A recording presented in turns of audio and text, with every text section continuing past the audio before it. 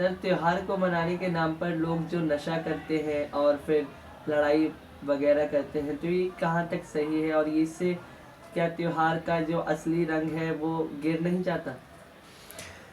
त्योहार का सबसे महत्वपूर्ण बात यह है कि त्योहार मनाने का मुख्य उद्देश्य होता है, जब से हमारी सृष्टि है तब से हमारे लोगों ने समय समय पर त्योहार मनाने की परंपरा जागृत की, बनाया और उसको मनाते हैं। परंतु यह त्योहार मनाने का जो उत्सव है, त्योहार क्या है? एक उमंग है, उत्सव है। अर्थात जब काम कर कर के किसान थक जाता था तो जब छुट्टियां होती थी, यानी खेतों में बुआई हो गई, खेतों के फसल तैयार हो रहे हैं, तब समय जब मिलता है तो उसको उत्सव रूप में परिवर्तित करके आनंदमय वातावरण बना करके आपसी भाईचारे को और मजबूत करने का, क्योंकि सनातन धर्म में कहा गया है कि संघे शक्ति युगे युगे, संगठनात्मक तौर से सबको सम्मिलित करके यह पर्व मनाने का परंपरा चालू हुआ। परंतु जैसे दीपावली है, होली है, आज होली मनाते हैं सब लोग। होली में शराब पी लिए, भांग पी लिए, कई प्रकार के नशा कर लिए और नशे में इतने धूत हो जाते हैं कि वे नशे के कारण अपनों को भी नहीं पहचान पाते।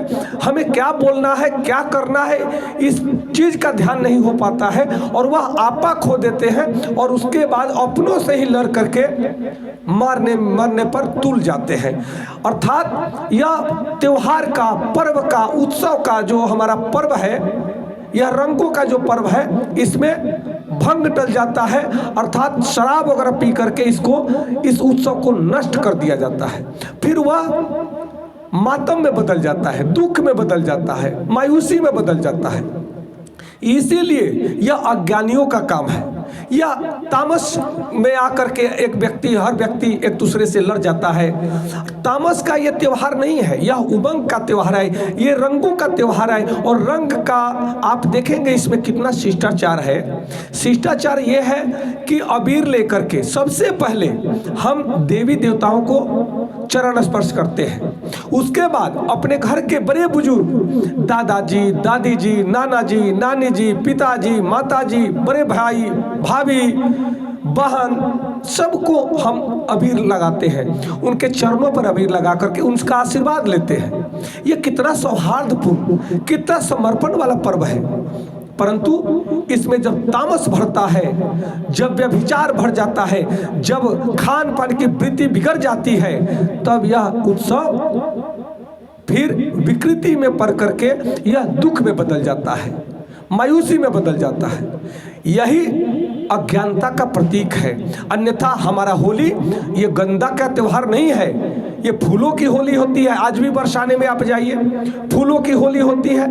हरियाणा में, बिहार में, उत्तर प्रदेश में, राजस्थान में, भारत के हर राज्य में, हर गांव में बड़े ही सौहार्द से सब लोग होली खेलते थे और आज भी खेलते हैं। परंतु कुछ असामाजिक तत्व जिनको अपने प्रतिष्ठा का ध्यान नहीं है, जिनको अपनी अहमियत को पता नहीं है, जिनको समाज के अहमियत को पता नहीं है, वे समाज को विकृत कर रहे हैं, तोड़ने का काम करते हैं अपने अहम में आकर के।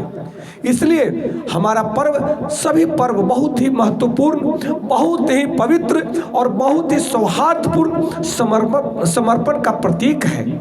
इसलिए होलिका दहन का बहुत बड़ा उत्सव है। यह बहुत ही थिरकने वाला उत्सव है।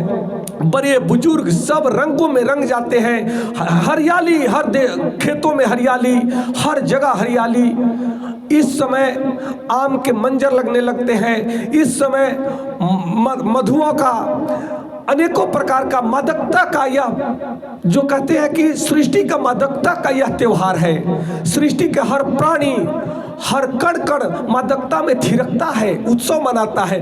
वही हम उत्सव मनाते हैं, क्योंकि सनातन धर्म एक विज्ञान है और इस विज्ञान में पृथ्वी के कण कण को, सृष्टि के कण कण को समझने का, कण कण के भाव को समझने का यह विज्ञान है। और वही हमारे बड़े ऋषि मनीषी ने इसको समझने का प्रयास किया है। और तभी इन उत्सवों का अपने आप में जीवन में बहुत बड़ा महत्व हो जाता है। नमस्कार, धन्यवाद।